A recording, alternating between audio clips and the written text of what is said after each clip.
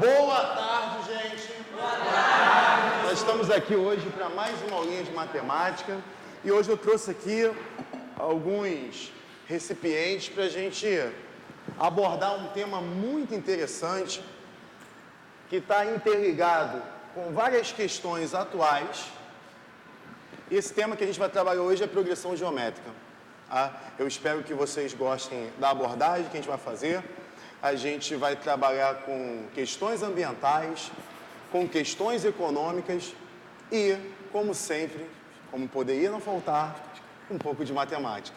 Bom, e para a gente começar a nossa aula, vou precisar aqui de dois assistentes, dois colegas de vocês, para me ajudar aqui na experiência da qual a gente vai partir para ensinar a progressão geométrica. Eu queria convidar aqui os nossos sempre solícitos, Fábio.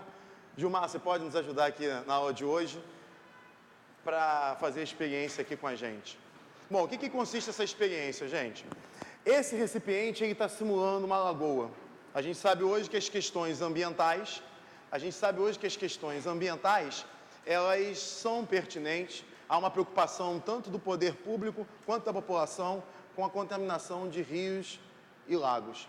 E a gente vai, a partir dessa situação ambiental, estudar como um modelo matemático pode nos ajudar a entender um pouquinho do mecanismo da despoluição de rios e lagoas, bem como de que maneira a matemática pode nos ajudar a responder algumas perguntas interessantes. Eu sei que vocês devem estar pensando, o que despoluição tem a ver com matemática? Então, o Fábio e o Gilmar vão nos ajudar a entender um pouquinho desse mecanismo. Vamos simular que o volume desse lago é representado aqui por esse recipiente, com um pouco de água limpa. Gilmar, você pode nos ajudar? Vocês podem contar comigo? Vamos colocar aqui 9 copos de 200 ml, um copo simples de plástico, 9 copos de 200 ml aqui dentro. Vamos lá, vamos contar?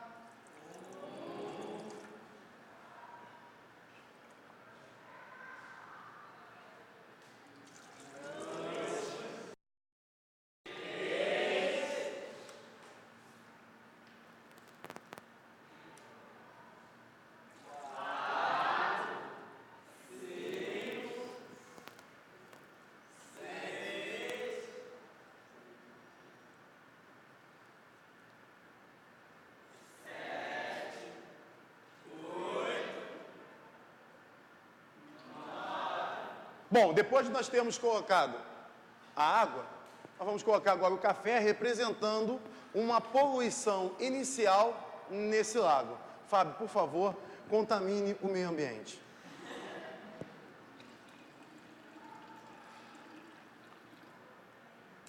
Vamos imaginar que essa poluição aqui já está aqui há algum tempo, de tal forma que essa mistura aqui fique aproximadamente homogênea.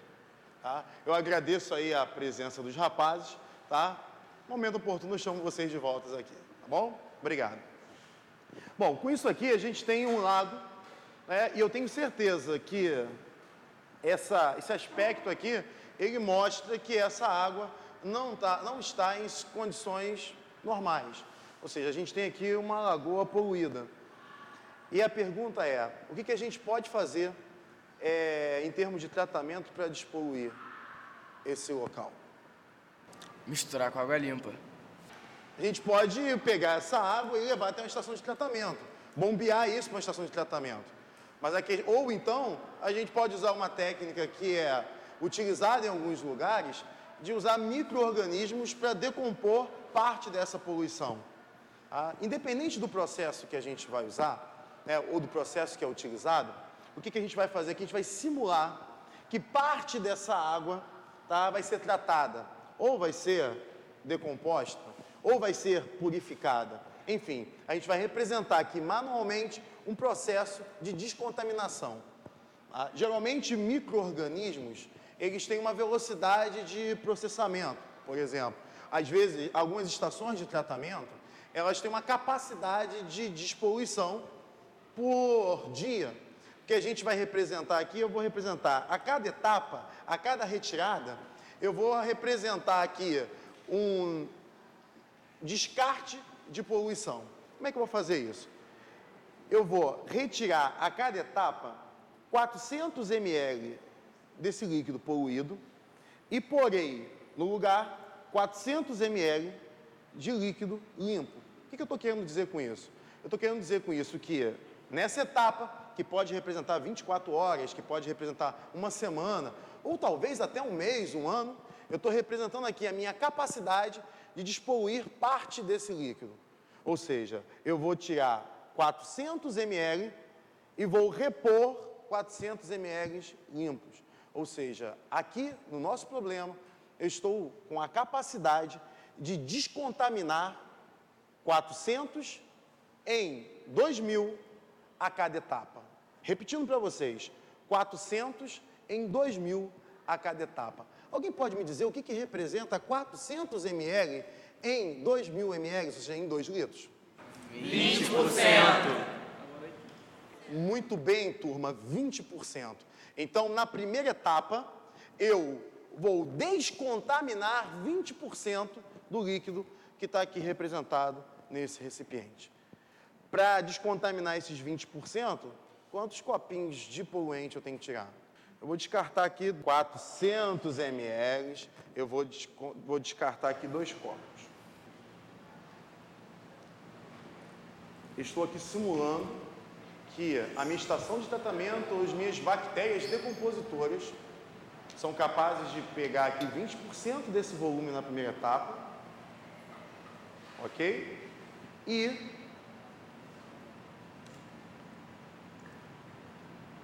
devolvem para o meu lago os 400 ml, só que agora de forma tratada, purificada, dentro de certos padrões pré-determinados. Vamos representar isso aqui no quadro? Essa primeira etapa? 200 ml, 400 são descartados. O que a gente tem a gente tem 2.000 ml e temos, desses 2.000 ml, nós temos 200 ml que são de café.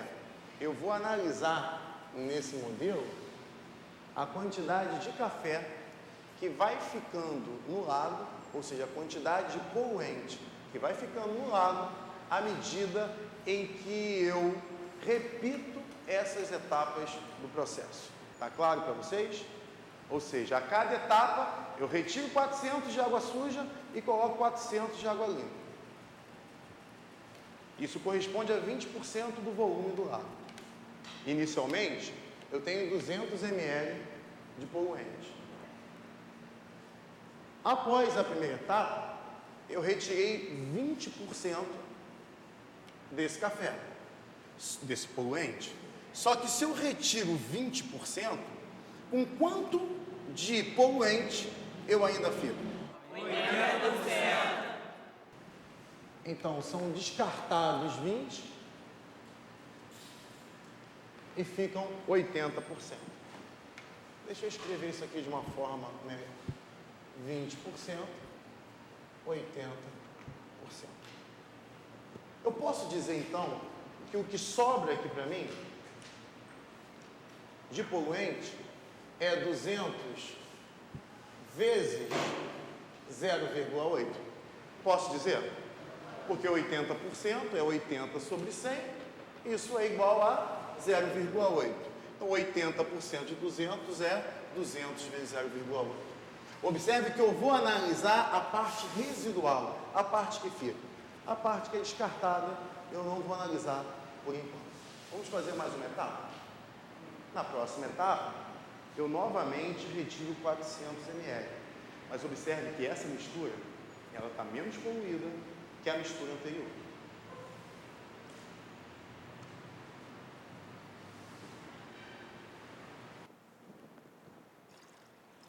E representando o processo de descontaminação, eu vou jogar 400 ml de água tratada, no nosso caso aqui de água limpa. Vamos para a terceira etapa? Terceira etapa. Retiro água poluída e jogo água tratada, água descontaminada.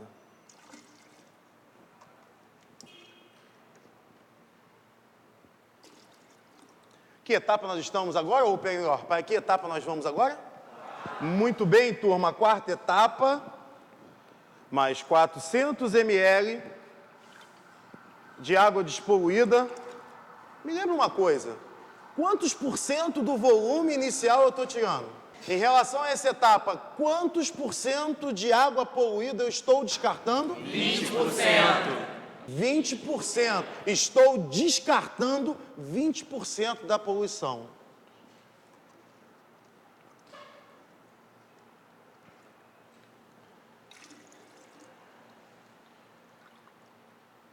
Joguei agora os 400 ml de água tratada. Vamos para que etapa agora para finalizar esse processo, essa parte experimental? Quinta etapa. E última, né? Retiramos aqui mais 400 ml de água poluída e inserimos os 400 ml de água tratada. Vamos representar essas 4 etapas aqui no quadro? Vamos representar? Só que eu preciso da ajuda de vocês.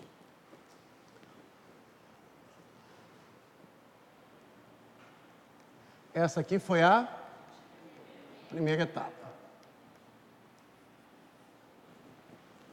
Bom, da quantidade de água poluída que nós tínhamos, nós descartamos 20%. Logo, ficamos no lago com...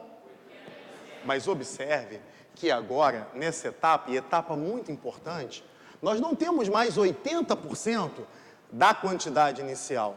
Nós temos 80% do volume de água que já havia sofrido uma redução de poluentes. Vocês estão entendendo isso? Eu tenho agora, como eu retiro sempre 400 ml, eu estou sempre retirando 20%. Só que eu retiro 20% de uma quantidade de poluentes que está diminuindo. Daqui a pouco a gente vai ver como é que esse decrescimento se comporta. Tá? Me ajuda na próxima etapa aqui. Então, eu fiquei com 80%. Muita atenção nessa parte. Se eu fiquei com 80% da quantidade de poluente, e a quantidade de poluente é 200 vezes 0,8, muita atenção aqui. Qual é a quantidade poluente residual, ou seja, a quantidade de poluente que restou? Quanto? 80% daquele valor, muito bem. Mas quanto é 80% desse valor? Perfeito, Isabel. Muito bem, Gabriel. Da mesma forma que eu, ao calcular 80%, multipliquei por 0,8, ao calcular 80% novamente, eu multiplico por 0,8, gerando assim 200 vezes 0,8 ao quadrado. Perfeito. Se eu vou multiplicar de novo por 0,8 e já tenho um fator 0,8, eu fico com 0,8 ao quadrado. Você já consegue imaginar o que vai acontecer para as próximas etapas? Vou dar uma dica para vocês. Nós estamos na segunda etapa. O 200 permaneceu. O 0,8 também. E o que está mudando aqui? Expoente. Muito bem, Paulo César. Mas vamos pegar agora a próxima etapa. A próxima etapa, como a quantidade retirada é a mesma, a gente está retirando novamente 20% do poluente. Se eu retiro 20%, eu fico com 80%. Mais uma vez, quando eu calculo 80% de um valor, eu multiplico por 0,8. Então, a quantidade residual fica 200 vezes 0,8. Atenção aqui, ó. Se é 0,8 ao quadrado e eu multiplico por 0,8, eu fico com 0,8 elevado ao cubo. Muito bem, turma. Vocês são especiais. Próxima etapa, nós fizemos 5 etapas aqui. Vou fazer só mais uma aqui no quadro, e aí eu quero ver se vocês já conseguem obter um modelo, que apesar de ser um experimento simples, é um modelo muito interessante, é um modelo que eu tenho certeza que a gente vai conseguir utilizar em outras circunstâncias. Mais uma vez, saiu 20%. Se saiu 20%, ficamos com 80%. Toda vez que multiplicamos por 80%, multiplicamos por 0,8, logo ficamos com 200 vezes 0,8 ao cubo vezes 0,8 vezes 0,8 elevado à quarta. Vamos organizar isso aqui? Eu vou colocar aqui uma tabela, etapa, e aqui eu vou representar por quantidade poluente. Tá? Essa etapa eu vou representar aqui uma variável N e a quantidade de poluente por uma variável Q de N, ou QN, ou simplesmente quantidade na etapa N. Na etapa 0, quanto de poluente eu tenho? Na etapa 1, eu tenho? Depois, a gente pode usar as calculadoras que estão com vocês para fazer essas contas. Na etapa 2, eu tenho? Na etapa 3? E na etapa 4, foi até aqui que a gente fez as contas, 200 vezes 0,8 elevado à quarta, certo? Alguém pode me dizer se numa etapa, chamar de N, tá? Vou usar a mesma nomenclatura, na etapa N, qual seria a quantidade de poluente nesse lago? Vocês identificaram aqui o padrão e perceberam que se a cada etapa eu multiplico por 0,8, em 2 etapas eu multiplico por 0,8 ao quadrado, 3 etapas 0,8 ao cubo, e em etapas eu vou multiplicar por 0,8 n vezes, e eu posso representar isso na forma de potência escrevendo 0,8 elevado a n. Tá? Parabéns pela percepção do modelo. A gente agora vai estudar um pouquinho o que esse modelo tem a nos dizer, ou seja, a gente vai investigar um pouco mais quais são as consequências da gente poder representar essa situação da despoluição desse lago através desse modelo. Bom, depois de nós percebermos aqui, construirmos esse modelo, eu queria fazer uma pergunta a você, Diego. Como você vê, como você enxerga essa sequência aqui? Sempre o próximo termo é o termo anterior multiplicado por 0,8. Bom, o Diego está dizendo que, baseado no que a gente acabou de expor, que cada termo é o anterior multiplicado por 0,8. E, de fato, ele tem razão. E essa sequência em que cada termo é o anterior multiplicado por um fator, por um número real, é chamada de progressão geométrica. Progressão geométrica é uma sequência de valores, que no nosso caso, no nosso experimento, é a sequência de valores que representam a quantidade a cada etapa de poluente no lago, onde cada termo dessa sequência é o anterior multiplicado por uma constante. Ou seja, além de escrevermos que cada termo é o anterior multiplicado por uma constante,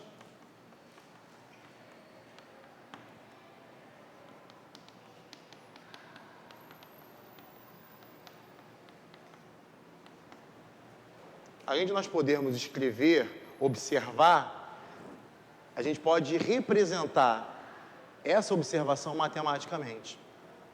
Se eu chamar aqui essa quantidade de Q0, essa quantidade de Q1, essa quantidade de Q2, Q3, Q4, etapa 0, quantidade da etapa 1, quantidade da etapa 2 e assim por diante, o Q0 é a quantidade inicial, é de onde eu parto. O Q1 é a quantidade inicial vezes 0,8. Q2 é igual à quantidade 1 multiplicada por 0,8. O Q3 é a quantidade anterior, Q2 vezes 0,8. Agora responde para mim. Q4 é igual à quantidade 3 multiplicada por 0,8. Excelente, turma. De uma maneira geral, eu posso representar a progressão geométrica onde cada termo, termo da posição N, a quantidade de poluente da etapa N, é a quantidade de poluente da etapa anterior, mas qual é a etapa anterior à etapa N?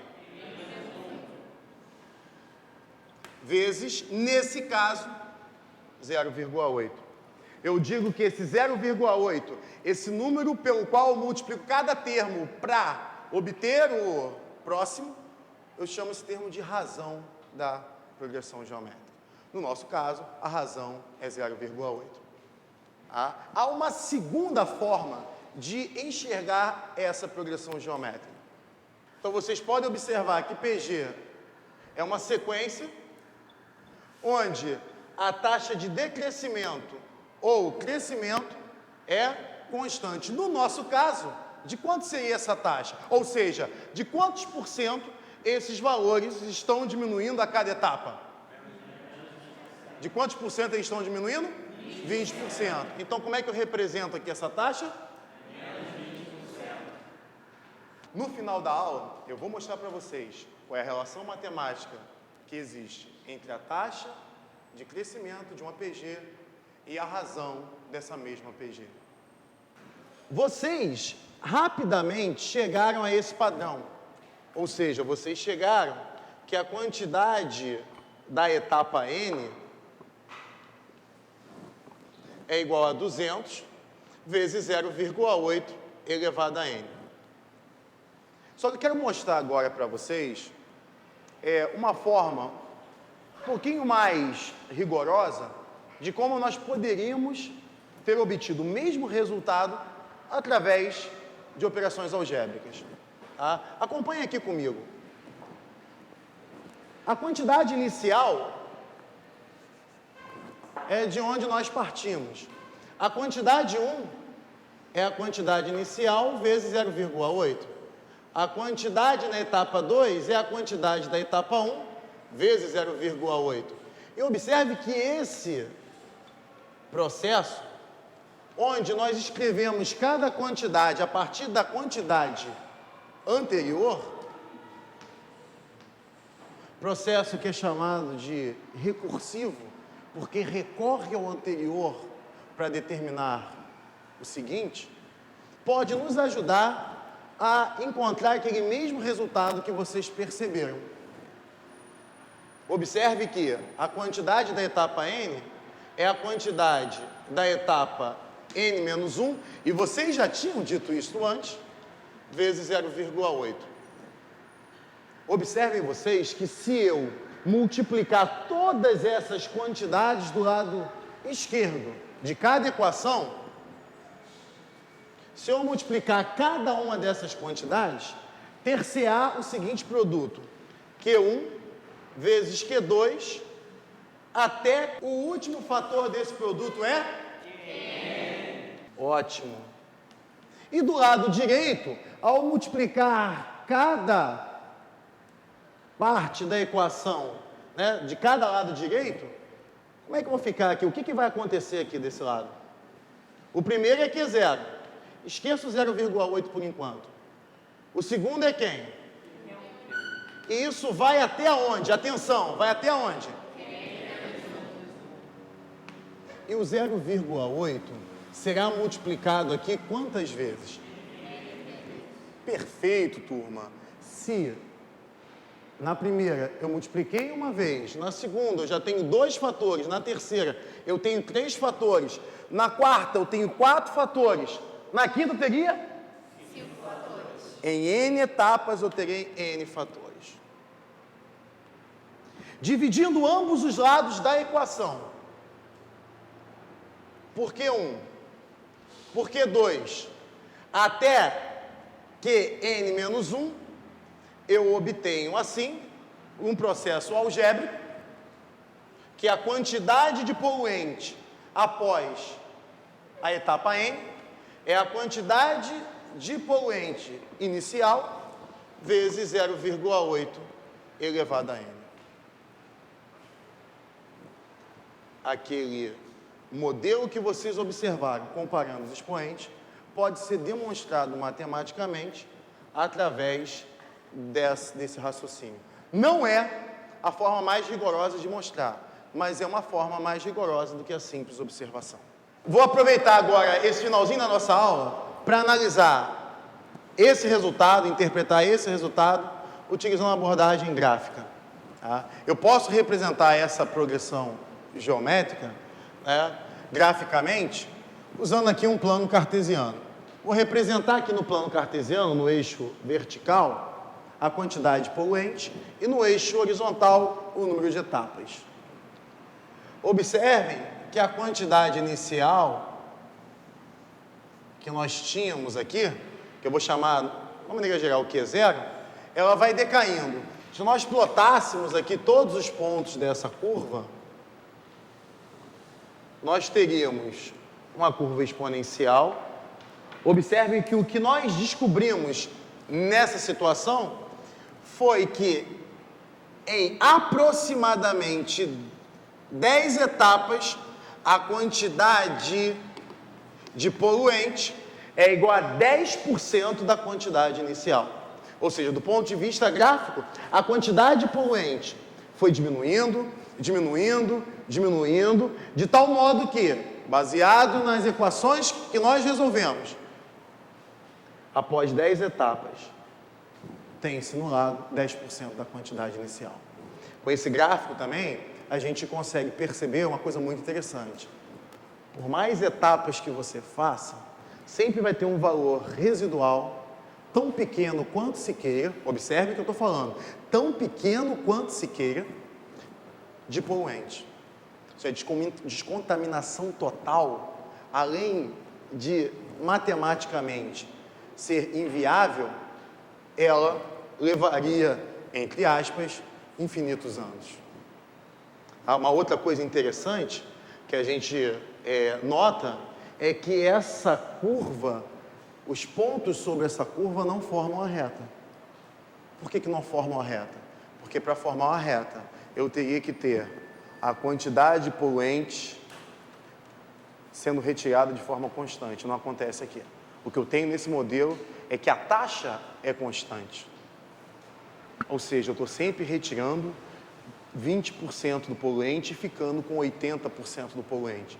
Mas como a quantidade de poluente está diminuindo, o percentual em cima disso também diminui. Ou seja, a cada operação eu consigo retirar menos poluente do que eu consegui retirar na etapa anterior. E, na verdade, a quantidade de poluente é proporcional ao valor da etapa anterior. E, nesse caso, proporcional ao 80%. E, portanto, sempre eu retiro menos do que na etapa anterior. O que é importante destacar é que, além da matemática nos ajudar a fazer estimativas, a gente precisou aqui de conceitos: logaritmos, funções exponenciais e progressões geométricas, inicialmente separados, aqui, nesse exemplo, totalmente integrados. Então, esse exemplo não só serviu para trabalhar uma questão interdisciplinar entre biologia, como tema transversal, meio ambiente, com a disciplina de matemática, ou seja, serviu para o ensino de matemática e, além disso, interligando temas apresentados a vocês de forma separada. Tá? Observem que esse modelo, ele é um modelo simples, ele é um recorte da realidade. Vale dizer ainda que quando a gente explora uma situação como essa e cria um modelo matemático para representar a situação, o que nós fizemos foi usar um conceito muito empregado atualmente, que é o de modelagem matemática, onde analisa-se a situação, constrói-se um modelo a partir de certas condições.